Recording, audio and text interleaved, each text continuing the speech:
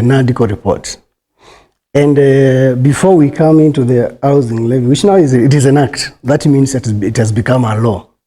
And that means that everybody now is mandated by the constitution actually to be able to pay it. Because once an act of parliament is passed and the president assents on it, now it becomes a law. There was no proper public participation, even though I remember His Excellency Stephen Kalonzo Musyoka tried to bring some conversation around the NADCO report because it was looking even into this housing levy. They had to bring a bit of civil society. I remember there was some engagement, and of course we had a few people from the public participation a little bit done.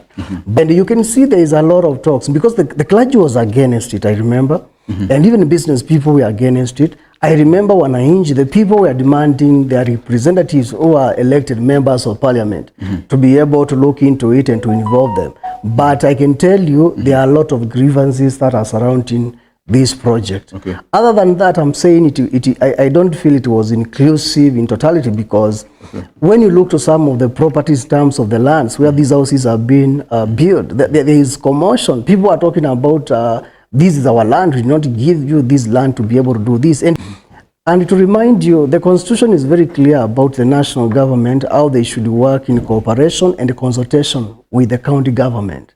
I was not expecting that the national government would go to counties and bring some commotions, because this is supposed to be actually one government. The national government, the county government, they are supposed to be like one government, working through cooperation and consultation. But you have seen a lot of grievances. You have seen people, there's a tug of war pull between national government and the mwananchi, the people in the local communities who are trying to give their views, because people are afraid what will make me certain that when I get to pay for this house, I will actually have it even when this government is gone. Because if there is a commotion about ownership of the land itself, and you have seen a lot of people who are really having issues to do with the land itself where these houses are being constructed.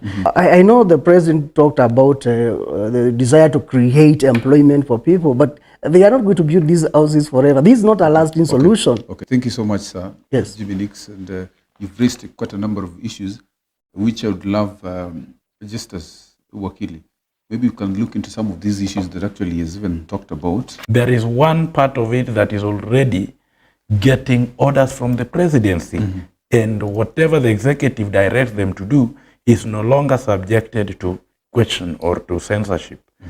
So all these processes actually ought to bring stakeholders on board. You hear from the stakeholders what they have to say, like just correctly put it. You need to hear from the clergy community. You need to hear from the consumers, who are the people of Kenya. If they have dissenting voices against the bill, and the same is unequivocal and ought to be heard, then I think they need to have their way.